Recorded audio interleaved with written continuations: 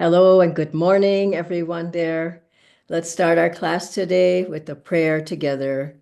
Divine Mother, Heavenly Father, friend, beloved God, great gurus, Jesus Christ, Babaji Krishna, Lahiri Mahashaya, Swami Sri Yukteswar Ji, beloved Master Paramhansa Yogananda Ji, and saints of all religions, we bow at thy feet.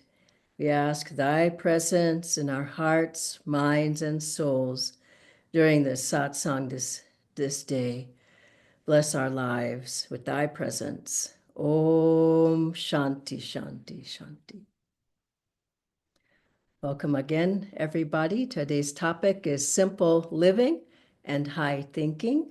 We'll start with a song and then an excerpt from a video of Swami Kriyanandaji on this topic. Welcome again, everybody.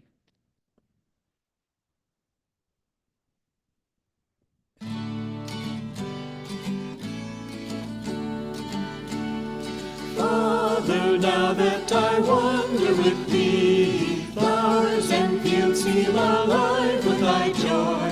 All that I own to thee I give, and now I sing in thy love I am free. Father, now that I dance in thy name, birds and animals share in my song. All my sorrows, all my merriment, join in music to set hearts aflame. Father, now that I wander with thee, flowers and fields seem alive with thy joy. All that I own to thee I give, and now I sing in thy love I am free. Father, now that I dance in thy name, birds and animals share in my song. All my sorrows, all my merriment, join in music to set hearts aflame. All my sorrows, all my merriment, join in music to set hearts aflame.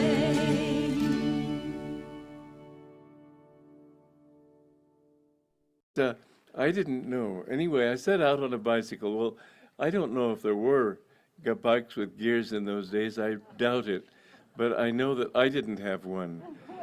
And when I started bicycling up those steep mountain roads, and I was getting more and more tired. And finally, I found a meadow. And I had a poncho, and I spread this poncho out and decided to lie on the field, thinking this is how one does this sort of thing. I didn't know about sleeping bags. I didn't even think about dew. Well, I woke up sloshing about in this lake of water, and the only thing I could do was get up and start around 3 a.m, bicycling again. And it went farther and farther, but I was determined not to sleep in another field. And I couldn't find a single village. And I went and I went and I went, and I was so worn out. I went about 115 miles on this one-speed bike up these mountains, down but mostly up, it seemed to me.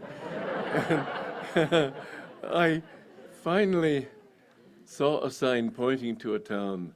It was 2 miles off, and I said, oh, that's where I'm going. So I went there, and I saw a sign, bed and breakfast. And I went in and collapsed in a chair, and I said, I'd like a room for the night. Oh, I'm sorry, we've been meaning to take that sign down. I said, is there any place where I can spend the night here? They said, yes, there's one just down the road. I said, would you please ask them to come and get me?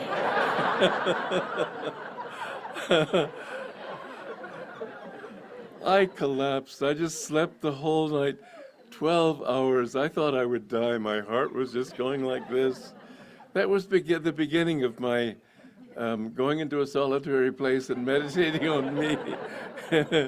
Then I found a little place near Indiantown, upstate New York. And I thought, well, I needed to have some money to live because I didn't have any, but I would work as a lumberjack. Well, the rooming house where I was staying, the lady said, "You're not their type at all." Fortunately, I never found that lumber camp. But there were deer flies and they were biting me all over the place. And I said, I just don't think I want to be a lumberjack after all. And so I set out from that town and I came to a farm and I thought, well, let me work here. Well, this character was one of the beautiful, simple, charming, simple, basic native country folk that Rousseau talked about. The noble savage. I was in his mind playing the comedian through his comedy act. And he just kept laughing at me and poking jokes at me, and I never said anything. And he said, "Must you keep slapping your mouth?" That was the height of his great comedy routine. He was an absolute fool. And I thought, am I going to really find peace out here in this country with deer flies and foolish farmers and stupid people? And I left. And I came to a factory where I thought maybe I can earn some living. By then I was thinking of getting enough money to go off to South America and live in a jungle, as I told you. And I got a job in a sintering plant. And the woman there who hired me said, "You're not going to last a week. You're not the type." Welcome again, everybody. I'd like to start with a couple of brief readings from Conversations with Yogananda on this topic. This is a master. During his early years in America, certain persons were claiming in public that they would live forever. Study them, the master advised when someone asked his opinion. Look for a few obvious signs. Is their hair falling out? Is it turning gray? Do they wear dentures? Are their faces becoming lined? If they manifest any of the common symptoms of mortality, how can they be believed when they claim they'll live forever? Ignore those claims. And another. Perhaps partly to encourage us not to be over concerned over our health, a thing that health faddists would frown upon. Master said, make God, not food, your religion. He said many faddists only weaken their systems by depending excessively on dietary principles. Oh, they cry, I didn't get my avocado. Oh, my spine is weak. That very preoccupation with secondary matters only weakens their will. And finally, one time, Henry, who had been reading the life of St. Francis and was comparing the austerities of that great saint with the more modern lifestyle that Master provided for us, asked him whether it wouldn't be a good thing for us to be more austere. The Master answered him, when God gives more, take it. He knows what is right for you. Indeed, I've experienced that, perhaps because the present age is less heavily burdened with physical deprivations than the days of St. Francis. Even our tests, however intense, tend to be more psychological in nature. This is a very important topic because Master's saying, live more simply, because your whole mind, your thoughts, your inspiration, you could expand more. Instead of everything is holding you back, your desires, I have to have this, I have to have more of that, I want to do this, I want to see this person, I want to go there, I want to go and do this. And all your energy is going out towards other things. And then what about the thought of God? What about upliftment? What about high consciousness? What about high thoughts? When your energy is all going out to things. And I was thinking today about this thought that how many people really have high thoughts? How many people express those high thoughts? When you listen to conversations, most people are talking about their house or their job or their kids or their health, or there's a lot of talk. I go all over India in planes traveling from center to center. Money, business, money, how to make money. That's the biggest topic that's around. And so, who's talking about philosophy? Who's talking about science? Who's talking about spirituality? Who's talking about God? Who's talking about uplifting topics? You bring up a topic, people cut you down and start talking about sports or the news or whatever. How do you get beyond that? How can you uplift your consciousness when there's so many things that you want? You have to have it, have to do it, have to want it. It never ends. And so Master's not talking about poverty consciousness, as you heard from these readings. He's talking about just pull back, get the essential things that you need, the necessary necessities, but the unnecessary necessities, put them aside. But you have to have 5 cars, and then I have a house at the beach, and I've got a house in the mountains, and it goes on and on. And Master, he dressed nicely, he had nice things, and so did Swamiji. And but they had high consciousness. They weren't attached to having those things. They could have, Master said he could have roamed easily by the Ganges and just been happy as ever. He could have lived in a hut, in a cave. And I think for all of us as devotees, I know I could easily just go and live in a cave. It's like an easy thought. Maybe I wouldn't last in the cave, but at least I can get to the cave. Because why do we have to keep having so much baggage that if I'm not happy if I don't have this or that? And then there was the opposite, a man who came to Master, and he said, Master saw him rather on the street, and he said, oh, he was all dressed badly and not smelling good and hair all disheveled. And Master said, what's wrong with you? And the man said, oh, I'm a renunciate. And Master said, no, you're not. Now you're attached to being disheveled. And this is the thing. So he's not talking about throwing everything out and just lying on the ground with a begging bowl. He's talking about just have what you need. And you look at, I think of Rajarsi Janakananda. He was a multi-millionaire. Miss Oliver Black. These were, today they would be considered billionaires. But they had God first. Their consciousness was uplifted. They weren't attached. I love this statement I heard of Masters at some talk he gave. He says, don't get too many things, because all you'll be doing is polishing, polishing, polishing. And, I find myself polishing. I say, oh no, I'm going to get rid of this. I don't want to polish and polish. So you think about that. And then you think that being simple, not simple, but living simply is not not having an unclean environment, not having things that aren't organized around you and just throwing it around. And look at all the Ananda centers are beautifully done. I've been to all of them. I've helped all of them. And I just see how beautifully, tastefully, clean, organized every one of them is worldwide.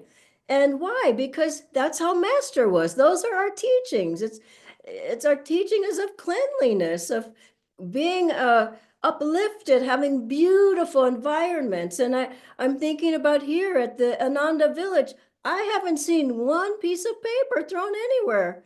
And and I was coming up today, I saw one of the tulips was kind of coming off into the walkway, and I just took the little tulip and just pushed it back in with the other tulips because it wanted to be there. But you don't see anything that's just, and you might wonder, well, is that simple living to have 21,000 tulips? Well, they're for everybody to come there. So happy. It's not a personal thing. It's not like the gardener says, these are my tulips. And who would come if we had one bed of tulips?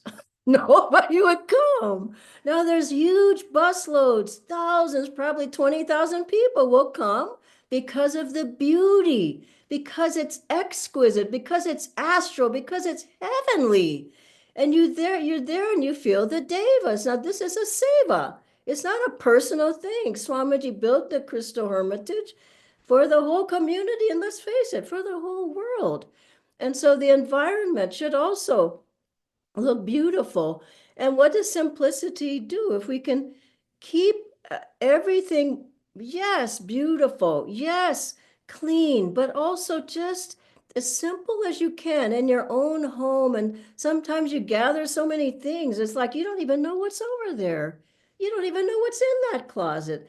And think about the mental uh, baggage that you have. You have to start clearing things out. And then sometimes I'm sitting and I'm thinking of a class or thinking of a project or something, and so many wonderful thoughts come. And I just go, where did that come from? That's a high thought. Now, I didn't create the thought. Master said they're universally rooted, but I open myself to receive. But if there's clutter in your mind, there's clutter in your house, there's clutter in your relationships, there's clutter in your car. Some people's car like, clean that car out and clean it up. Get that place cleaned up. I went into one house and there wasn't a devotee's house, but I just couldn't wait to get out of that house. I just thought, this is dark. It is not uplifting or clean or it doesn't have high vibrations. That's the thing. And so, as we're talking about high thoughts, you have to have things around you that will help you to uplift your thoughts. Now, the lifestyle at Ananda also is very simple. I lived here for 14 years. I lived in Ananda, Palo Alto. I lived in San Francisco. I lived in Ananda, Italy. I lived in these places, and it's a very simple life. It's dedicated to God. People have their seva either inside the ashram community or outside. They have their tasks to do, responsibilities, meetings happen, all kinds of things happen. But the center is God. The central core is God. People have the sadhana. They have their meditation. They do their energization. And that's what keeps the consciousness uplifted. And that's what keeps people from saying, this is mine. I got to have more of this. I got to go shopping. I got to be at the mall. I got to go to the restaurant. I got to go to the movies. I got to go. It's too much. Let's face it. And that restlessness and nervousness, it just keeps percolating until you pull back. Have your sadhana, have your meditation, then go forth, and you'll find that naturally you don't feel so many pulls. You don't want to be around all the people all the time. You don't want to go to the mall. You don't want to sit in a movie house. You don't want to do it anymore. Some things you would like to do, and Master said, take a spiritual bodyguard with you when you do. Take people with you surround you. So, and in the beginning of Ananda, it was much more humble, but the inspiration was always high, always master, always Swamiji, always high consciousness, always energetic, always magnetic. Even when people at the very beginning of Ananda in 68, 69, people lived in teepees. People lived in a tree house. People lived in a converted chicken coop. I tried living in a tent. It lasted one night, and that was it. Because a family of raccoons visited me. But I did try to live in a tent. And then I moved into a bungalow with a whole lot of with other people. But the thing is that it wasn't outwardly, there wasn't a lot there. People lived on the ground in a sleeping bag, but the energy, the inspiration was never tamasic. It was always sattvic. It was always uplifted. It was always in tune with master. And then same thing when we lived in Italy, there wasn't a lot there. When guests came, there weren't many rooms. We had to take our stuff, move out, move to the end of the garden shed, get a tent down in the garden or whatever. And I remember ants just crawling all over my face in the garden shed, but it's all for God. In the morning, you had to get up and all the guests were sleeping in all our rooms. And good morning, buongiorno a tutti. But and that was that. And then going to Indo-Africa was so hot and the mosquitoes everywhere, no running water, no electricity. But I just saw the joy in those people, all over, all continents. And when we started India, I said, remember the monks had one windowless room. All the monks were all in that one at B10 by 8 at our house. And the rest of the staff had one space where there was partitioned off and you had your space. And that was it. But boy, was the energy high. And so people think you simple life means go to the beach. It doesn't mean go to the beach. It means get busy. It means get busy. Ananda has the most busy life that I know of. It is continually, because it's Master's mission, just pumping out energy, finding people, give the programs. I'm on a plane almost every week when I'm in India, going here, going there, giving talks, meeting people. It's not a tamasic life. And so how do we keep our energy up? Keep the sadhana going, keep praying to Master, keep the studies going, keep in the satsang, keep coming to things, keep chanting, and then you find that all those things that you used to love to do, you don't anymore. All the things you thought you needed, you don't anymore. All the places you thought you have to go, you don't want to go anymore. When I came here a week or so ago, I went right in to being alone. I could have seen 100 people. I said, I just am not going to do that. I'm going to go and be with God and gurus. And that was what I felt to do, and that uplifted my consciousness. And it helped me to understand what Master is meaning by this living simply. Simply meaning I'm living with God. I don't really need anything else. Whatever He gives me, I'll take that. Now, I'll take care of my family, I'll take care of my health, but I'm not going to just go in all directions, because I want to keep my consciousness. High thinking really means God thinking.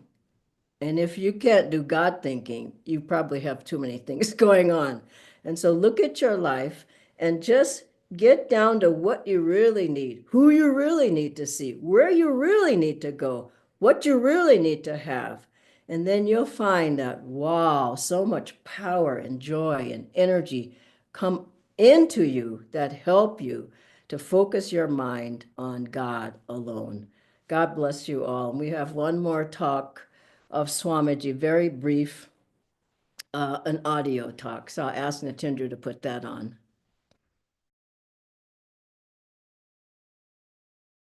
Is to place our first priority in God, that we do it for Him, and then we find we've got to put our energy out anyway, putting it into making beautiful illustrations, putting it into making a beautiful book, putting it into building nicely, putting it into making a nice garden, into wearing decent clothes and so on. All of this falls naturally into proper place and proper perspective. Some people in the name of simple living will go around in tatters. I have known quite a few saints who wouldn't let their disciples dress like that. They said that we're not that poor, we shouldn't be putting out that kind of message. Dress cleanly, dress neatly, and then forget it. But to dress cleanly and neatly, I said a few weeks ago, and it's an important point to remember, that when you do things right, when you do things neatly and properly, you attract higher entities, you attract higher vibrations. And, angels and angelic beings don't get attracted to places that have no care, that are slovenly, that are dirty, that show no sense of propriety and of centeredness. Where people who do things right attract those higher forces. Low and dirty and unkempt places attract lower forces, lower states of consciousness, lower vibrations. So here again, how to keep that balance between the two? Put God first. Live for Him. And in living for Him, think that everything that you do, you're doing for Him, and therefore you want to do it well. I'll ask Natindra to join me now. Thank you, Dhyanaji. We have a few questions, Dhyanaji. So, Okay. as you were telling about the Ananda village places and different Ananda centers, so how have all the Ananda places maintained such a perfect balance of beauty and yet simplicity, cleanliness, and yet not so much obsession to things. How can we imbibe this in our own lives?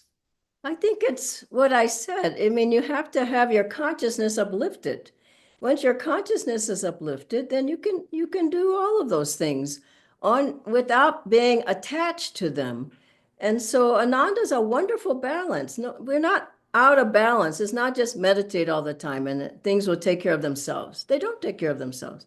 And it's not go, go, go, go, and don't meditate. It's both. It's both and. And as you do that, you find that naturally you want to serve. We have a Rajasi Janakananda Day here where once a year everybody gets out and we clean up the whole community. And there's other Seva days. People go, we have Seva days in India as well. You come and you serve. And so it's a part of life. And I know people get it because I go to the centers. They're beautiful.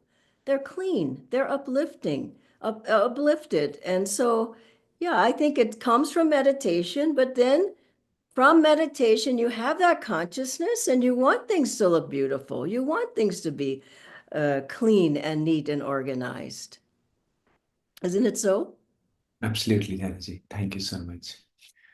So, Dhanaji, we've also seen a few photos of early days of Ananda Village and in other places as well. It seems that things started just with almost nothing. Can you So, repeat what it? was the thing of Swamiji and thought of expansion? Yeah. Was he thinking of survival or expansion? Well, there are phases. Yes, There are phases. There were always different. There's still phases. There's phases in India. So there are phases of the work. At the beginning, there was nothing here. It was just land, and people had to put a lot of energy into building. I remember at a certain point, Swamiji said, now we've gone too outward. Now we need to meditate more. So we established a Kriya Sangha. We had Kriya every month for, I've told you all, for 14 years, and people came to Kriya, and we had Kriya meditations and Kriya reviews and Kriya Bond retreats, and, and that balanced out the outward energy. And so there always have been different phases. We've never been in I don't think a survival mode. I mean, Master was always helping, no matter even through the fire. After the fire, there were donations, there were people who came, there were people who moved here to be able to build the community. So it was always what's trying to happen now. That's the point. There wasn't Swamiji saying, now we're going to expand, now we're going to contract. No, it's like he was always, let's feel, what does Master want us to do now? Then at a certain point, the community was stable, and he said, now it seems like, and he always had people, he was asking that we need to go out and start communities because everybody can't move here. Let's go into the cities and start communities. Then he said, now it seems like we need to go abroad. You see what I'm saying? And then it was further abroad and further abroad. But it was always what's trying to happen, and it never destabilized things. And things were kept nice wherever we had started them because the consciousness was high.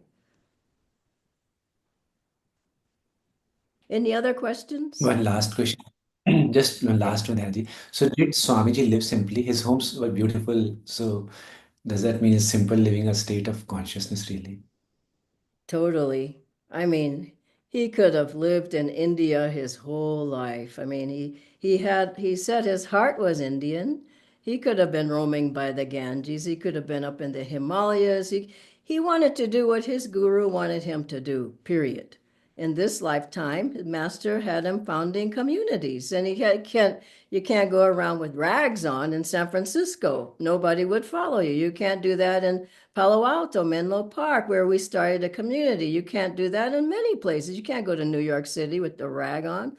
And so I remember Swamiji had long hair the beginning of Ananda. As soon as we got to San Francisco, he cut his hair, he got on a suit, and he started lecturing in with the suit with cut hair. So, it had to do with what was appropriate. We couldn't walk around like that. And, in the early days, people had big boots on because it was muddy and whatever, and you couldn't walk in the city like that. It just, nobody would be attracted. And so it was all what was trying to happen and what was appropriate and what did Master want.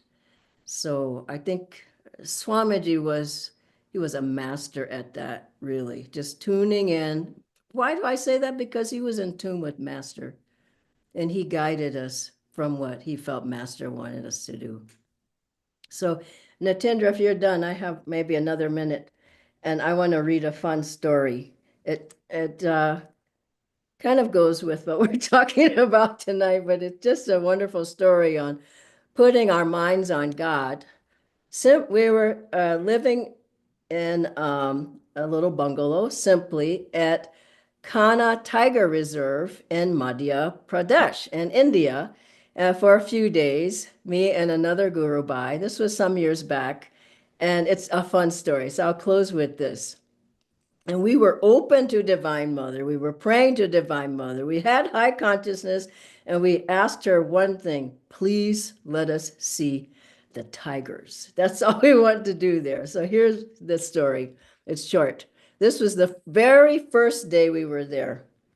We went out on an open gypsy or jeep our first afternoon and spotted one lazily retired tiger about 100 meters away. After that, most of the tourists vanished as closing time had come. While returning to our guest house, suddenly a tiger appeared 10 to 15 meters away. Meanwhile, we're praying in that Jeep to see a tiger 10 to 15 meters away. We all saw it clearly hidden in the grass. He was perhaps a 2.5-year-old male, radiant orange with black stripes, a sight to behold.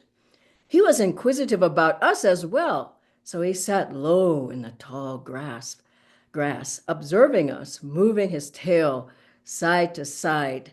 We were overjoyed, but also wanted to see him in full view again. More prayers went out. Finally, after 10 minutes, we moved our vehicle ahead a little, and after a few minutes, the tiger raised his head and looked around and roared, "Oh!" He was communicating with this mother who we had seen earlier and who had been calling to him. The young tiger, least bothered by our presence, gracefully walked away, drank some water from the nearby stream, and sat in the middle of the road. It was obvious he was the royal king of his territory, as if he were saying, "Take your photos and go." We decided to honor His Excellency's presence and move on. Our guide said, most people never get this kind of opportunity to observe a tiger that closely and for that long. Thank you, Divine Mother. God bless you all. Have a wonderful day. Bye bye. Thank you, Natindra.